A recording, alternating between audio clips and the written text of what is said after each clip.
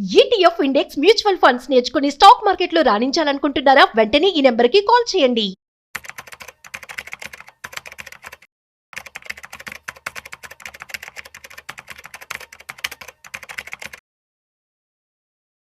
Breaking news. బెంగళూరులో Tommy and shiny అని చెప్పి ఇద్దరు కేరళ వ్యక్తులు చిట్ ఫండ్ కంపెనీని స్టార్ట్ చేసి 100 కోట్ల స్కామ్ చేసి పారిపోయారట. సో ఇది జూలై 3న బయటపడింది. వారు ఉన్నటువంటి ఇంటిని అమ్మేశారట. సో ఆ తర్వాత డౌట్ వచ్చి అందరూ కూడా వెళ్ళి కంప్లైంట్ చేస్తే ఆల్మోస్ట్ 300 మంది మోసపోయినట్లు కంప్లైంట్ ఫైల్ చేయడం జరిగింది. అసలు ఈ చిట్ ఫండ్స్ అనేవి ఎందుకు ఇలా మోసాలు జరుగుతూ ఉన్నాయి, ఎందుకు ఇలాంటి వాటిని నమ్ముతూ ఉన్నారు, అసలు ఎటువంటి చిట్ ఫండ్స్లో మనం పెట్టుబడి పెట్టాలి, ఎటువంటి జాగ్రత్తలు తీసుకోవాలి పెట్టుబడి పెట్టే ముందు, అసలు ఈ స్కామ్ ఎలా జరిగింది, ఈ విషయాలన్నీ కూడా నేను మీకు ఈరోజు ఈ వీడియోలో చెప్పబోతున్నాను. సో వీడియోని మిస్ అవ్వకుండా ఎండ్ వరకు చూసేయండి. Hi, hello, namaste, welcome to business buzz with Rajiv Pasupuleti on Suman TV. So let's start. Chit ఫండ్స్లో చాలా మోసాలు జరుగుతున్నాయి. రీసెంట్గా మనం చూసినట్టయితే హైదరాబాద్లో కూడా ఒక వ్యక్తి 100 కోట్ల స్కామ్ చేసి పారిపోయాడు. అసలు చిట్ ఫండ్స్ అంటే ఏంటి? చిట్ ఫండ్ అంటే ఒక సేవింగ్ ప్లస్ లోన్ స్కీమ్ అనమాట. ఒక విధంగా మనకి సేవింగ్గా ఉపయోగపడుతుంది. అట్ ది సేమ్ టైం అత్యవసర సమయంలో మనం డబ్బులు తీసుకుంటాం కాబట్టి లోన్ కింద కూడా మనకి ఉపయోగపడుతూ ఉంటుంది. సో దీన్ని ఆసరాగా చేసుకుని చాలామంది నాన్ రిజిస్టర్డ్ పీపుల్ మాత్రం ఇలా మోసాలు చేస్తున్నారు. వీళ్ళు కూడా ఏదైతే టామీ అండ్ షైనీ వీళ్ళిద్దరూ కేరళ వాళ్ళు మలయాళం కమ్యూనిటీస్ ఎవరైతే ఉన్నారో వాళ్ళందరినీ కూడా టార్గెట్ చేసి ఈ మోసానికి ఒడిగట్టారనమాట. సో వీరు 2005 నుంచి బెంగళూరులో రామ్మూర్తి నగర్లో A&A chit funds and finance company నడిపిస్తూ ఉన్నారు. సో మొన్న జూలై వరకు కూడా అంతా బాగానే ఉంది, అంతా సజావుగానే జరిగిందట. కాకపోతే జూలై 3న ఒకేసారి వాళ్ళు పారిపోయారట. సో వాళ్ళు ఉన్నటువంటి ఇంటిని కూడా అమ్మేశారట. అందువల్ల అందరికీ డౌట్ వచ్చింది. ఆల్మోస్ట్ 300 మంది వెళ్ళి పోలీస్ కంప్లైంట్ కూడా ఇవ్వడం జరిగింది. అందులో భాగంగా 100 కోట్ల రూపాయల లాస్ అయితే రావడం జరిగిందని చెప్పి బాధితులు వాపోతూ ఉన్నారు. అసలు ఇలాంటి చిట్ ఫండ్స్ని మీరు ఎందుకు నమ్ముతూ ఉన్నారు? చిట్ ఫండ్స్లో పెట్టుబడి పెట్టే ముందు ఎమోషన్స్ కావచ్చు, లేదా ఏదో ఫ్రెండ్ చెప్పారని చెప్పి, కమ్యూనిటీ వాళ్ళు చెప్పారని చెప్పి మోసపోమాకండి.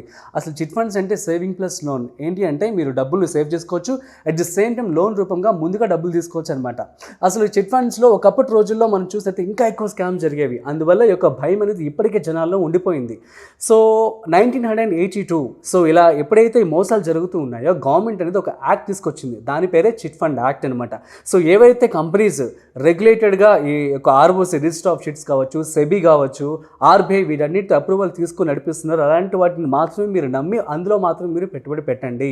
సో ఎవరైతే నాన్ రిజిస్టర్డ్ వాళ్ళు ఉంటారో అటువంటి వాటిలో అసలు పెట్టుబడి పెట్టద్దు. సో ఇవాళ నేను మీకు క్లియర్గా చిట్ ఫండ్ అంటే ఏంటి కూడా క్లియర్గా చెప్తాను. చిట్ ఫండ్ అంటే saving plus loan.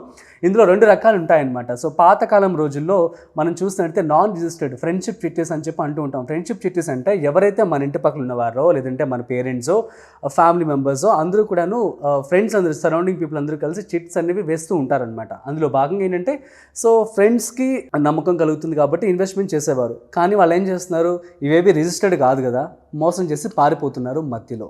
So initial డేస్లో బాగానే ఉంటుంది, ఆ తర్వాత అలా ఉండదు. సో నాన్ రిజిస్టర్డ్కి తేడా ఏంటో చెప్తా చూడండి.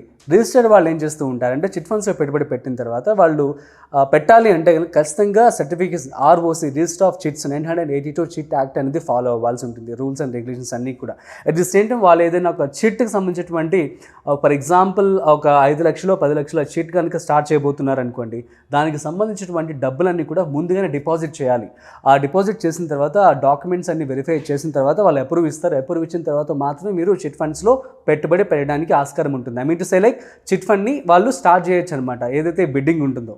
సో ఇది ఇలా జరుగుతూ ఉంటుంది. కాబట్టి రిజిస్టర్డ్ చిట్ ఫండ్స్లో మాత్రమే పెట్టుబడి పెట్టండి. దయచేసి నాన్ రిజిస్టర్డ్ చిట్ ఫండ్స్లో అసలు పెట్టుబడి పెట్టద్దు. చూడండి, ఇప్పుడు ఆల్మోస్ట్ 100 కోట్లు లాస్ అయ్యారు 300 మంది. ఇప్పుడు ఎవరు ఆన్సర్ ఇస్తారు వాళ్ళకి? ఎట్ ది సేమ్ టైం వాళ్ళు డబ్బులు అసలు ఏం చేశారో కూడా మనకు తెలియదు. వాళ్ళ దగ్గర ఉంటే వాటిని మనము రికవరీ చేసుకోవచ్చు, లేదంటే చాలా కష్టం కదా. సో కాబట్టి దయచేసి ఫ్రెండ్స్ కానీ, ఫ్యామిలీ మెంబర్స్ కానీ, ఎవరైతే కమ్యూనిటీస్, ముఖ్యంగా మనం చూసినట్టు ఇక్కడ ఈ యొక్క టామీ అండ్ షైనీ చేసేటువంటి మోసం ఏంటంటే వాళ్ళు కేరళ నుంచి బెంగళూరు వచ్చి మలయాళం కమ్యూనిటీస్ ఎవరైతే ఉన్నారో మలయాళం వాళ్ళందరినీ కూడా టార్గెట్ చేసి వారి దగ్గర నుంచి ఈ యొక్క డబ్బులు కాజేసి పారిపోయారనమాట. సో కాబట్టి తస్మా జాగ్రత్త, చిట్ ఫండ్స్లో పెట్టుబడి పెట్టే ముందు. సో నేను చెప్పినట్లుగా ఫ్రెండ్షిప్ చిట్టీస్ అనేవి అసలు మీ ఫ్రెండ్ అయినా సరే కూడాను రిస్క్ తీసుకోవద్దు. మీరు రిజిస్టర్డ్ వాటిలోనే పెట్టుబడి పెట్టండి. అండ్ ఇంకొకటి, రియల్ ఇన్వెస్ట్మెంట్, రియల్ రిటర్న్స్ వచ్చేటువంటి వాటిలో మాత్రం మీరు పెట్టుబడి పెట్టుకోండి. So that's it guys. So జనాల యొక్క ఒక ఎమోషన్ అని చెప్పి అనుకోవచ్చు. ఇప్పుడు చాలామందికి కూడాను బ్యాంక్లో లోన్ కనుక తీసుకోవాలి అనుకుంటున్నట్లయితే వాళ్ళకి వెంటనే డబ్బులు రావు, ఎందుకంటే వాళ్ళకి ప్రాపర్ డాక్యుమెంట్స్ కావాలి, అవన్నీ ఉండాలి. సో కాబట్టి అందరూ కూడాను ఇటువంటి చిట్ ఫండ్స్ వైపు ఈవెన్ దో లాస్ అయినా సరే కూడా అత్యవసరం ఒక ఎమర్జెన్సీ ఫండ్ లాగా దీన్ని ఉపయోగించుకుంటున్నారని చెప్పి దీన్ని వాళ్ళు ఆసరాగా చేసుకొని ఈ విధంగా మోసాలకి పాల్పడుతూ ఉన్నారు. ఇలాంటి చిట్ ఫండ్స్లో వాళ్ళందరూ ఏం చెప్తూ ఉంటారంటే ఎక్కువ రిటర్న్స్ వస్తాయని చెప్పి నమ్మిస్తూ ఉంటారు. సో అందరూ నమ్మేస్తూ ఉంటారు, పెట్టుబడి పెట్టేస్తూ ఉంటారు, వాళ్ళు ఇలాగా మోసం చేసి పారిపోతూ ఉంటారు. కాబట్టి ఖచ్చితంగా ఎవరైతే ఎక్కువ రిటర్న్స్ వస్తాయి చిట్ ఫండ్స్లో, వారి యొక్క చిట్ ఫండ్స్లో అని కనుక మీకు మభ్యపెట్టినట్లయితే దయచేసి నమ్మొద్దు. Number 2, and friends family members చెప్పారని చెప్పి అస్సలు నమ్మొద్దు. నెంబర్ 3, మీరు బిఫోర్ ఇన్వెస్ట్మెంట్ చేసే ముందు ఎవరైతే ఫండ్ మేనేజర్ ఉన్నారో, ఇన్వెస్ట్మెంట్ స్ట్రాటజిస్ట్ ఉన్నారో, అలాంటి వారితో ఫైనాన్షియల్ ఎక్స్పర్ట్స్ ఉన్నారో వారితో మాట్లాడి ఆ తర్వాత పెట్టుబడి పెట్టండి. ఒక్క మాట కదా, ఒక మాట చెప్తే సరిపోతుంది. వాళ్ళు ఇది జెన్యూనా కాదా అనేది ఒక క్లారిటీ అనేది ఇవ్వడం జరుగుతుంది. కాబట్టి బిఫోర్ ఇన్వెస్టింగ్ పర్టికులర్గా మీరు ఫండ్ మేనేజర్స్తో కావచ్చు, ఈ యొక్క ఎక్స్పర్ట్స్తో, ఫైనాన్షియల్ ఎక్స్పర్ట్స్తో మాట్లాడి మాత్రమే పెట్టుబడి పెట్టుకోండి. కాబట్టి తస్మా జాగ్రత్త. సో పెట్టుబడి పెట్టే ముందు. సో మరొక ఇంట్రెస్టింగ్ కాంటెంట్తో మళ్ళీ కలుద్దాం. అంతవరకు చూస్తూనే ఉండండి Suman TV. This is Rajiv signing off. Video నచ్చినట్లయితే like, share and subscribe. Thanks for watching.